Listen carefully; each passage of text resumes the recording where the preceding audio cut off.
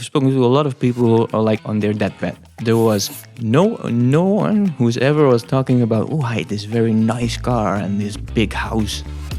We kennen weer verder. Tommie, do you have something that you are really passionate about? The healthcare industry, my work as a nurse, and I thought I just give it a chance. I can always quit. I quit it so much before, so it's no problem to quit for me. But for the first time in my life, I felt like this, now I'm going in the right way. Yeah. It's no longer working with people, but it's like working with numbers. Now the word we use for people is like a customer. We made a product of it. And I don't know, nobody wants to buy that product. When I quit it, I felt like ashamed of myself. Not after quitting once. I quit it like 5, 6 times. I'm serious right now. I still don't know what I want to become when I grow up.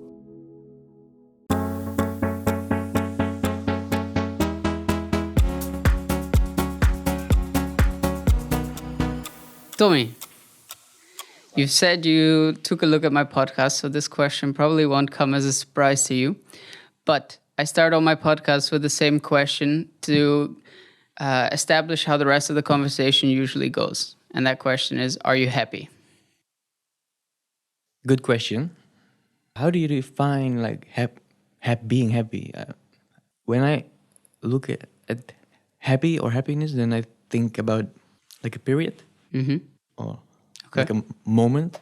So I think I'm quite happy or like more content, with how everything is going. What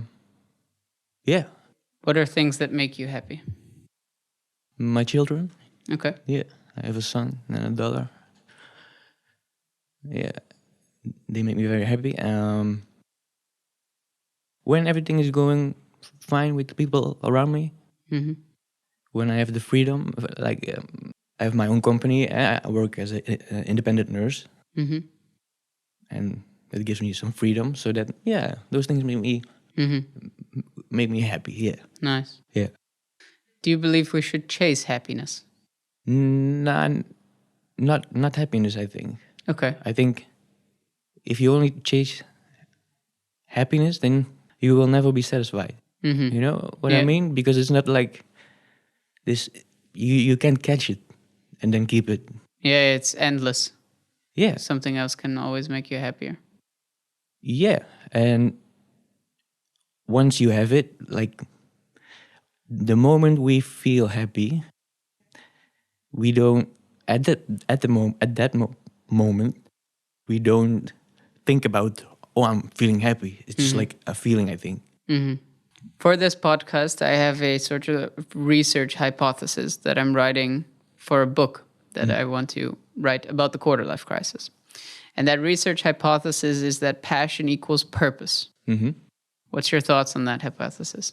When you feel passionate about something, then that's a good thing. Then you should do it. I mean, like, whatever it is. What, in your opinion, is your definition of purpose then? You have some kind of fulfillment in the things that you do. When I look at passion, that's the fuel. Right. For getting to that. Fulfillment stage. Yes. Do you have something that you are really passionate about? Yeah. What is it? Care. Yeah, me in the not just like professional care, but like care, just like the healthcare industry. My work as a nurse, but also care. Like I always ask the people on my podcast, what does care means to you? So I'm passionate about that. So I can ask it on you, maybe. Okay, if you allow me. Yeah, of course, it's your yeah. podcast. Yeah. Sure. Yeah. Well. So what does caring mean to me? Yeah. I think, to me, care means to protect, push people to improve, whether that's from like a nutrition point of view or from a learning point of view, to protect people as well. to help each other grow. So I guess maybe best is care to me means helping people. Yeah. And how exactly that is, whether that's health or growth or whatever, that's Depends it's on all the same. Yeah, it depends on the needs of the Exactly. person. Yeah. Exactly. That's what care would mean to me. Nice. Yeah. There is no wrong answer, I think, No, of in course. that. But I like, yeah. So maybe I throw the question back to you. What does care mean to you? So this is the first time I have to say it in English, so I will try. Yeah.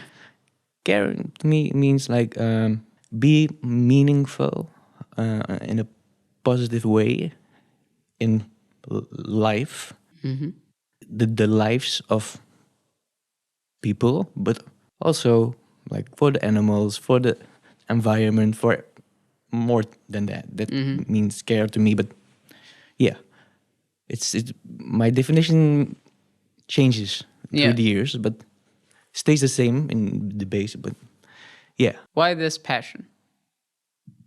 Why care? when I was like 15, yeah, I think 15, I graduated from high school. Hava, yeah, or high Yeah. school, yeah. Yeah. So I had to choose something what I want to be when I grow up, but I didn't know what to do. So I tried like IT Okay, in first because my friends did that. Yeah. So I could stay with my friends. Gotcha. Yeah. I didn't know what to do, but after 1 year I quit it. After that I tried marketing and communication because other friends did that, and then I quit it also after 1 year, and then I tried social work, but quit it. So and then I quit it with trying to, because I just didn't know. I just was choosing because I had to. I was living by myself already, and I wanted to go back to my mom back then because I didn't get the study. Yeah, tuition. Yes, yeah. But she said no. Yeah, you have to take care of yourself right now. Okay. I think she would take me back if I had course. some serious problems. But so I started working as a housekeeper. I was coming in a lot of different houses, most of them older people. And back then, you had like 4 hours to clean like a small apartment, like this room. And this is not a big room. Yeah. So I had a lot of time to talk with those people, elderly people. And that was like, for the first time in my life, I felt like, oh, I'm meaningful at this point for this person, right? Right. And the cleaning thing, that wasn't my. That was not my Desire. Yeah. Yeah, and but the people where the elderly people, they asked me back. Okay. So they call the company, and I'm sure that was not about my cleaning skills, you know. So that made me think, and after a while, I was thinking about going to school again, but I didn't thought about becoming a nurse because then you have to. Yeah, you have to wash people. Yeah. You have to take them to the toilet. I bring them to the toilet, and I was thinking about, oh no, that's not.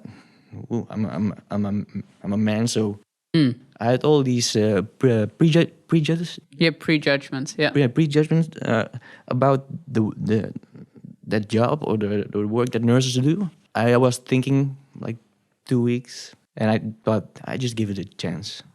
Okay. I can always quit. I quit it so much before, so it was no problem to quit for me. But for the first time in my life, after like a week or 2 weeks, I felt like this. Yeah, now I'm going in the right way. Okay. So that's, I think, a very long answer on your question. No, that's good. That's where when I found my passion. You kind of stumbled upon it then. It was sort of by accident that you found this. What helped you to get over the prejudgments that you had beforehand? Like, at what point did it switch and why? it switched at the point where when I started to experience it. I don't think you can judge something if you don't have any experience with it. You can try to, but it's based on nothing. Yeah, exactly. So, and I had to wash people, yeah, and I had to bring people to the toilet. But when I experienced it, I was thinking, for who is this like worse? Yeah. For me or for the person I have to take care of. So that back then it switched. So you don't look at it the same as you did before. You know, if you do you know what I mean? Like, I mean, I've never been in the situation, but I could understand that you're like, almost get over yourself, kind of. Like, this is not about me. This is about the person I'm taking care of. Yeah, exactly. That's what it is. And then look, my friends were making jokes before, like you male nurse, or because it's more woman nursing, I think, and it's like that. But I didn't care about that anymore, you know. Right. So before I thought like, oh no, maybe I don't go to nursing school because my friends will make jokes about it. Yeah. My ego was like, I get it. was there, you know, and but I just gave it a chance, and then I experienced it, and I saw what it is to work as a nurse. It's so much more than those small things about the washing and bringing people to the toilet. It's so much more than that. You get so much back. At some point, because you were like an active nurse for 7 years, right? I'm still active. Or well, sorry, of course. But I am like active in a way of now I have like different things to also. Exactly. So, but I work as a nurse still. Yeah, of course. Nevertheless, though, your focus, from what I could tell, went a little bit more on towards the business that you're trying to build, about, you know, representing healthcare on stages and getting people to understand healthcare better. Yeah. What made you switch? Why not stay a nurse and do that? Well, it like started, like I never was thinking about when I was working. I should start a business in like talking about my job. Mm-hmm. I didn't like thought about it like that. I am an independent nurse, so I have like my company Facebook page I had back in 2016, I think, and I think I have this page, but what do I have to post on it? The name of the page was my company name, like how I'm my legal entity name. It's like boring name. Like, you know, so after a while, I created a page like Tommie in the zorg, Tommie in the health, in Tommie in care, healthcare, to write about my job, just on Facebook, small articles, and people are starting to like that.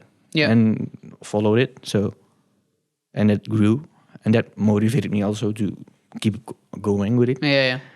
And then after a year or so, I got an email from a publisher to create a book.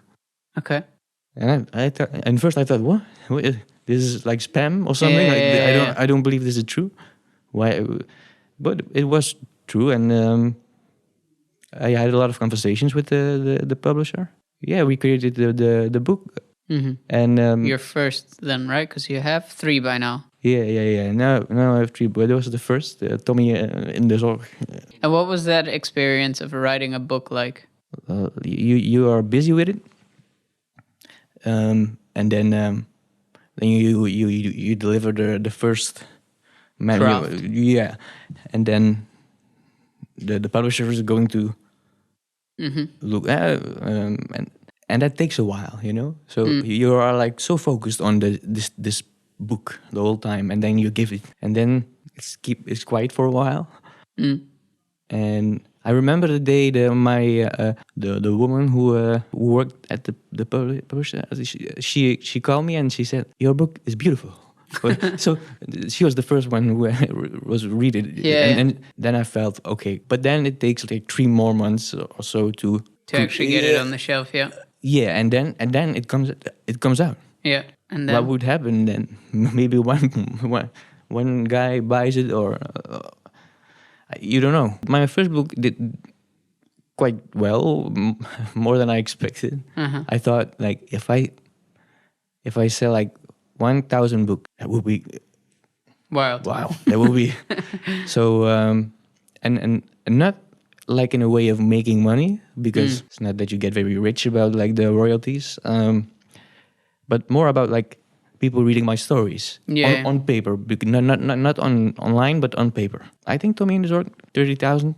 I think it sold. So, and when in the first week it was 10,000. Yeah. If you talk about happy, that made me happy in a way of like I did it. Yeah, In a way of like the industry for the that's what I want to do, like sharing the realistic stories. Because I didn't read that first book, obviously, but that is what was the main topic of it, like sharing stories that you experienced in care, or Yeah, that's what I do. All I did it on Facebook first. yeah, exactly. And the book was also like that. So it's not like a nursing book with all nursing terms. Like no, it's just like my experiences, like in working in a hospice, working in the home care. So all those experiences were bundled in the book. So, and I get messages from people. They say, reading your book, and I was thinking about maybe going to work as a nurse, but I never gave it a chance. But now I'm going to really do it. Yeah. Like, and that's great. If you get like, it's not my main goal, like to get people to work in the healthcare industry. But if it happens, then it's nice, because then, my prejudgments I had are motivating me back then and still at this moment to do that. Yeah, exactly. When starting out with that, with like the writing part of it, I could imagine, or I know at least for myself, what I then have is, who am I to write a book? Like, what do I really know? And even though I know to some extent rationally, I'm talking to all these people, I'm building knowledge, I have experience, there's still this level of imposter syndrome that gets in the way. Yeah. Did you experience that? And if so, how did you deal with it? Yeah, but I had it all. I had it before I started with the on Facebook. I was thinking about it for a while before I took the step. Was not like, I'm going to do this. Yeah, exactly. Because I'm using my own name. Yeah. And I still have it when I create something, like is it a movie or like I write a text, then I still have that feeling. Because what, in your opinion, is the main crisis issue? We have like a lot of like federations and companies who are like looking at healthcare, like controlling it, like different entities have to talk with each other, and that takes so much time and so much money. And we keep complaining, oh yeah, our healthcare is getting more expensive, and yeah, it's getting way too expensive, so everybody has to pay more insurance to the insurance every month. It's not that the nurses are like are all becoming millionaires, or like, yeah, exactly. It's not so. No, the insurance companies they're getting richer. Yeah, well, I think a lot of money that goes to like healthcare it's getting like stuck somewhere. Yeah. I don't know, all those places. So it's the system is so big and chaotic. We don't know how to manage it anymore, because we managed it too much, I think. Yeah. So I think that is one of the main problems. There is more older people now who need care, and there are less people who are going to work in the healthcare, and there are a lot of people going out of healthcare, like the nurses who work for 30 years. They are quitting their jobs right now because they don't like it anymore. Yeah. Because less time for the patients, and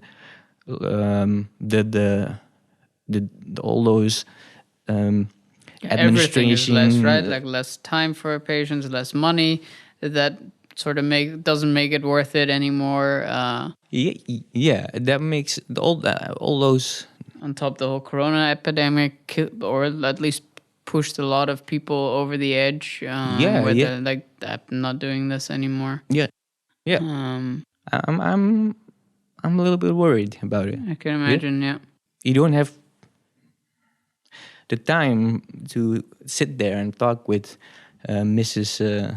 Smith, Yeah. who is like 90 years old and Yeah. has a real good story to tell, and she wants to tell it because you are the only person she sees that day. So then that's not a nice feeling. And if that Yeah. is that all, It's almost like the human has been taken out of it. yeah. It's no longer working with people, but you're It's like- working with numbers. Now the word we use for people is like a customer. Yeah. So and then they say no, care is not a product. I think then why we call the people customer, Yeah. and why are we looking at productivity and like how productive the things are, and we made a product of it. And I don't know, nobody wants to buy that product, right? It's like you only if you get sick or Yeah, so if you it's have to. Nobody wants to go to the hospital. no, yeah, and people want to buy like maybe a new phone. That's right, Yeah, because yeah. they like it. But it's Yeah. not that you think, oh, today I'm going to buy some care. Yeah. Yeah, that's no, Yeah, that's no. not. And but we create this product, and yeah, it's just not working. We have to change the system. I speak for myself, but also for a lot of people I know.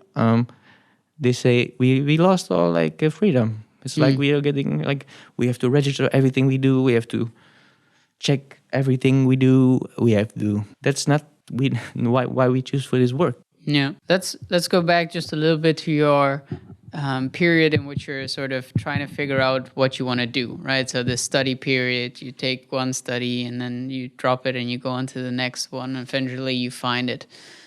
A lot of my quarter life crisis topic is centered around the idea of, or let's just say for myself, the experience was I was done with my master. You know, at that point, I would say I'm relatively like well educated as far as I could be.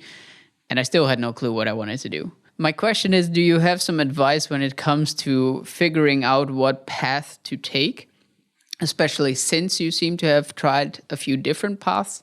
I think you have to try different things because you have like this inner compass. I think you have this which is like pointing you in the right direction, and you feel it when it goes good. Yeah, you know, and then this is like this gut feeling you have when you do something. Yeah.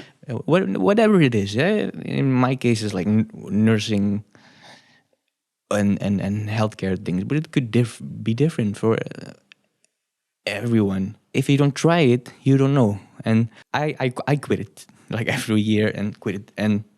But you kept going with one education, right? Yeah, I did my bachelor first in international business. Yes. Then did a little bit of work experience, and then did a master in content and media strategy.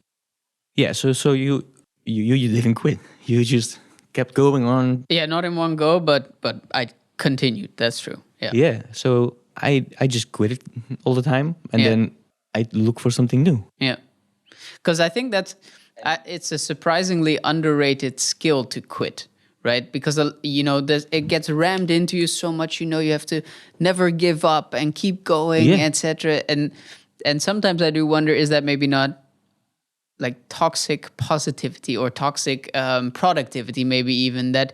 How do we set the boundaries for ourselves when we say no? I'm not going to continue with this because it's not for me, you know?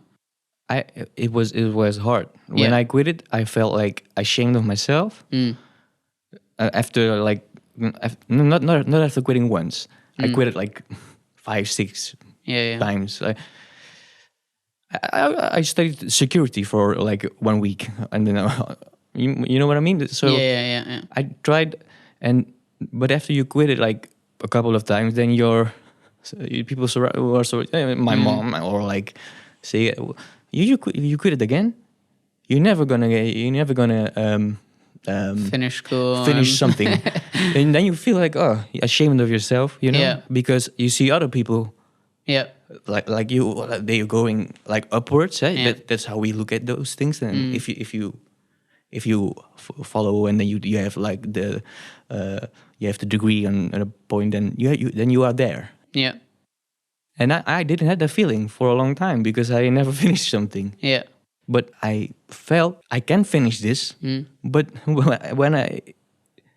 once that I have it, what do I have? Yeah. Because I don't like what to do to do this. And It's an interesting perspective, though, that you would see people such as myself, indeed, also like, he seems to have it figured out. And then in reality, if you look at my side of the story, then still don't know, I still feel like I don't have like I don't know, it's called in English with the degrees. I have like MBO. It's a I don't know what it's called. Undergraduate. The word. The word undergraduate. Yeah. Under like yeah. and then Degrading. yeah, and then you tell I get my bachelor and then master. I still feel like then he's like on a good way. But it sets the wrong standard, right? Like it doesn't mean no. Like I know people who graduated their masters that are just idiots. like it sounds very harsh to say, but Yeah, it's a good thing because you're disciplined to finish something, and I respect that. But what does education and all those things? What does that degree? What is it? So it's like an approval of that someone can commit to something. Okay. So how to go back to your question? I felt a lot of ashamed, and that feeling is not so nice. No, obviously. So looking back on that now, it clearly turned out perfectly fine. Like you have 3 books, you're doing very well. yeah, Like it all figured itself out. So I always have the feeling like I'm serious right now. I still don't know what I want to become when I grow up. Yeah. I don't know. How old are you now? I'm almost 32. I'm 31 right now. So, but I still don't know where I'm going to be like in 5 or in 1 or in 2 years. I know that the things that I do are feeling good to me. I don't have I don't have this point of I want, this is my goal, or I don't have that but I always have the thing like it will be fine. My grandpa, he died in 2013. He always he didn't actually understand what I did, like, or then he was doing this, or then, but he always said to me like, you will get there. Those words always stick, and I feel that like I will get there, and what there is, it changes. Yeah, exactly. You know what I mean? Yeah, for sure. It's funny because I was having a discussion with my grandparents the other day about it, and they, in that sense, are very used to the 9 to 5 and work. You work for a secure job and a secure house, and then that's the life that you want. And for me, that just doesn't work. I'm the type that needs challenges and entrepreneurial in particular. Like I want to dictate when I work, and not when somebody else tells me I have to work, so to speak,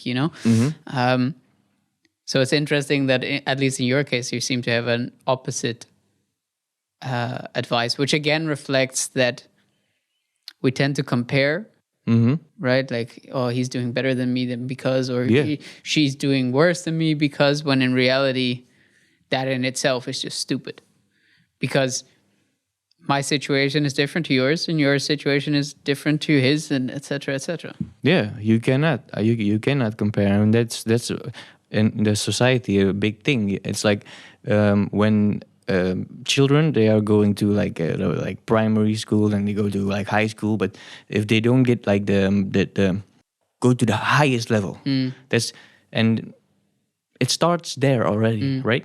It's In fact, I would even go as far as saying that leads to a lot of the problems that we have now when it comes to having people that work in care, having people that are like good with their hands in fact of like building and electricians and plumbing and but saying that good with their hands, that means like, oh, they are good with, I mean, not with the brain, or like, yeah, is it fair? Yeah, but like, no, it's just for example. I don't, Yeah. I know you don't mean it like this. Yeah, but, no, it's a good. But good. people say always like, oh yeah, we need more people who are good with the hands.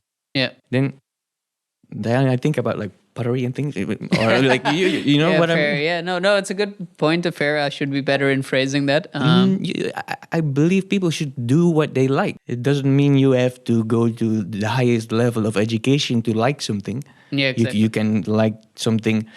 Maybe you like something you don't even need education for. You only need like the experience. Yeah. You get like this. You get to like have a mentor who is like doing this the job, maybe plumbing, but it's not like a high level job, right? But if you like to do that, right? And if you have more like, okay, this is what I'm gonna do, and I create my own company, and you can become very wealthy. Yeah, In a way of like that you like the work, you can expand that. You know what I mean? Absolutely. And you don't need any education for that. No. I think it's been researched. The most people who are like wealthy in a way of money, they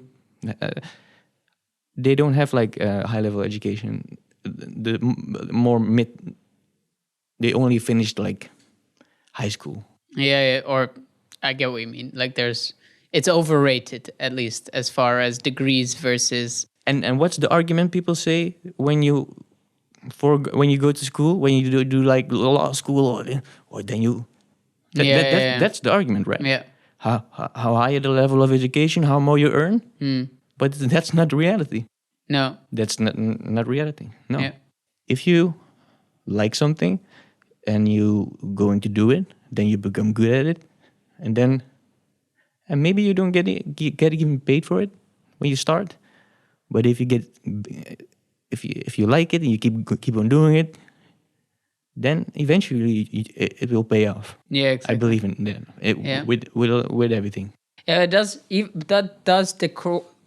That does require a certain level of commitment, though, because Yeah. let's take my podcast for example, right? Yeah. I'm now at episode, or I will by the end of this week have recorded episode 32. Yeah.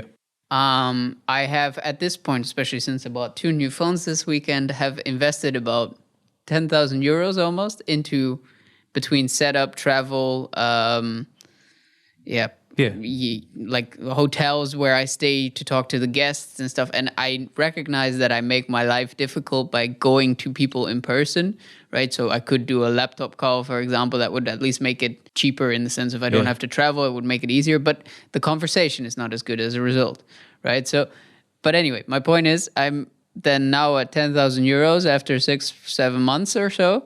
At some point, that boot has got to drop, right? At some point, it stops. It just stops. Like it needs to convert. And I think that is something where, do you know this visualization of the 2 coal miners? Where one is like at the start and here's the gold, and then the other one's like here and here's the gold, and he stops just before. No. I don't. Doesn't matter. The point is that, here you stop just before you hit it, and here he's like still has a way to go. And the question is just how far away is my gold? And I think I'm finding it also hard for myself to establish at what point do I, which sort of relates back to the question I asked you earlier as well. At what point do I say maybe it's enough now? But what is your goal? Is your goal like what is this gold the thing, the process? Yeah. The process to going to the gold, the pot of gold who's waiting there for you? That's a good question. Or is it like what is the end point? Yeah. So I mean the end. So that part's actually clear. Like once I have my book written, yes. Once I think, okay, I've gathered enough information now to make something structurally strong. Yeah. Then I will at least reevaluate, do I want to continue with this podcast? So until that point, there's no end point yet. However, taking the romantics out of it and sort of investing quite a lot on top of now having a child coming on the way, which is also a big cost. Congratulations. Thank you. It sort of becomes a balance sheet then, like, is this giving me what I want from it for the level and energy that I'm putting into it? Yeah. Okay. Then I think that's a struggle, especially when you are like becoming. That's a thing, because then you have to take care of something other than yourself. Yeah. But now you're like investing time, money, and it doesn't come back like. Like how much you put it in, it doesn't feel like that. If this is your passion and you like this, then I truly believe that it will pay off eventually. Or you figure out a way during this process that will pay out eventually. You can now also choose for, like, because you have done the master thing, you can find the job easy, right? And you can get like a nice payout, right? And then you have very secure base for the baby and for the mortgage and things. But then you get the thing you don't want, the 9 to 5, the boss who's telling you what to do. I actually, I believe you, right? Or like, I even think the same, that there won't be a single moment that I will regret this, or the money that I spent into it.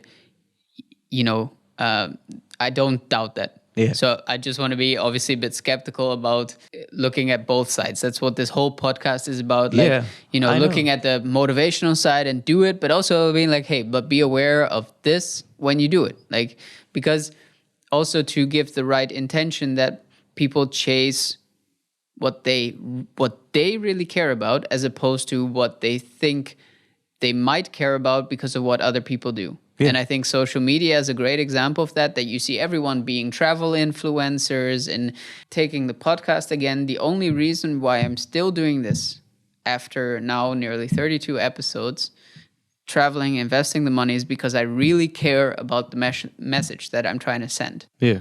I think if I did not, I would have given up already 20 episodes ago. Yeah. And that feeling, that's the feeling you should chase, because that's I think where your passion is. And if you change that and you go for like the other way around, then you will have this, I think, this feeling of emptiness. You know what I mean? Like, you have life, then then your firstborn child is coming, then you have to take care, and then those it's beautiful, right? That changes your life, but it doesn't change you as a person, right? So you, it's not that you have to like adapt to the baby. Yeah. The baby has to adapt to you too, right? Yeah, fair. He's coming after you. You were here before, and you're not going to be happy if you don't, like, if you quit with this tunnel looking for the gold. Yeah. I've spoken to a lot of people who are like in the hospice, who are like on their deathbed. There was no one who's ever was talking about, oh, I had this very nice car and this big house. Oh, and no, they were only talking about like experiences, like, oh yes, I have this lovely children, or I did this as a volunteer back then, or I traveled to this place. And they talk about the things that are meaningful for them, and but also the things they regret. And people thought, if I could do it again, then I would do this. And I the same with my own biological father. Like, he had, when he was younger, he had like all those, oh, I want to go to like Africa, and I want to go to like do something there. But then life, the life comes around, and then this dream, you put it away. You will regret that his whole life. Yeah. That's not a nice feeling, I think. And then when you are like last phase of your life, then you're going to reflect on those things, and then I don't think you wanna lay in that bed thinking about all the things you could have done, but you never did.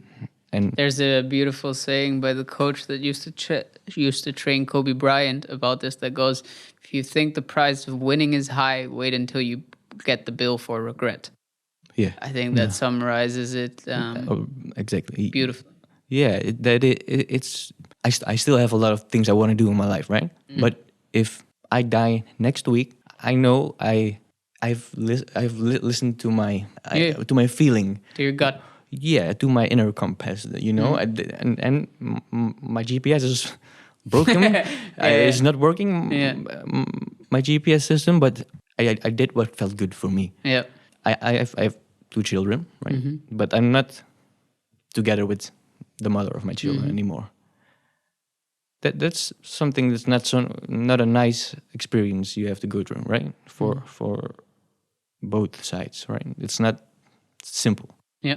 But if you should you stay with the person because you think that's the best for the children, but you don't have the this feeling for each other anymore, like that's also a thing, right? That people stick together because of like, oh yeah, now we have enough money because we are together, and the children, and you just live life like the requirements of society, like, the normal. You know what I mean? I do, yeah. A lot of people do that. I think right now a lot of people are doing things they live a life unfulfilled, like and they knowing it, and they keep on continuing it with that life because what other people think. As you can see, there's a jar in front of you. In that jar, I have collected community questions. So I would like you to take one paper out, read out the question and also who it's from, and then give your opinion on it, or thoughts, or whatever. It's not like in the fortune cookies. No, like, okay, no. How do you call the jar? I didn't think of a name yet. You have to name it. Something like. Right now, I would have just stuck with jar, but that seems a little uncreative. It's like questions from the community, right? Yeah. Okay. Then maybe we come up with a name for it. Yeah, exactly. What was a moment when you almost quit, and what made you keep going? Yelmer Benjamin asked this question. What was a moment when you almost quit, and what made you keep going? I remember when I was at the end of my education, for registered nurse. So the last internship was very hard. Okay. In a way of like the place I had to work was the people who worked there, the colleagues, they were not nice, and they made it very hard for me. I had different ideas about things, but they are working there for 30 years, so there's no space for your ideas. We are doing this, and we keep on doing this because we do it for 30 years. So that made it very hard. And then in the time also, I had a girlfriend, and we lived together, but we broke up, and all things came. And that was a point, I remember it was like I was sitting in my car at the parking lot, and I was crying. I was thinking, no, I quit this. And then something switched in myself or something. I don't know. I thought if I just like try to look at things different, because the things are not going to change. The people who were working there were not going to change, right? The situation I was in was not so nice. But if I do my best to change my perspective on everything, or then maybe I can finish it. What does the future hold for Tommie? At this moment, we are busy with setting up a community for people who work in healthcare, like an online community, social media, an online community for nurses, people who work in healthcare sector to come to each other to form like more like a unity. Because so many people are leaving right now and are quitting because they are feeling like lonely and lost in the healthcare, and a lot of people who are not even giving it a chance to work in healthcare. And with the community, we can form like more like a unity, and we don't know how strong we are if we unite. But we keep on complaining about things, and then the negativity comes away, and then people leave. But if we form like more a unity, then we are very strong. When I talk to people, they tell me how they feel, and then they say, "Yeah, I just want to tell my story or my experiences and talk with my colleagues," and then eventually you have like a real voice as a unity in healthcare I see for that. people. Yeah, it makes sense. Thank you so much for your time today and sharing your story with me. I really appreciate it. Also enjoy giving a completely new segment, because you're definitely the first person that I have that works in healthcare. So thanks also for highlighting that problem and topic and industry.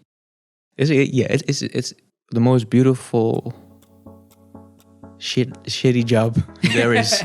You know what I mean? It's like the we complain a lot, but we really do it with our heart, and that's the beauty thing of healthcare. And thank you for let me sharing my story in your podcast. And you do it very well with the podcast, and Thank you. keep doing this. Thanks. You will make a difference for a lot of people, I think. Thank you.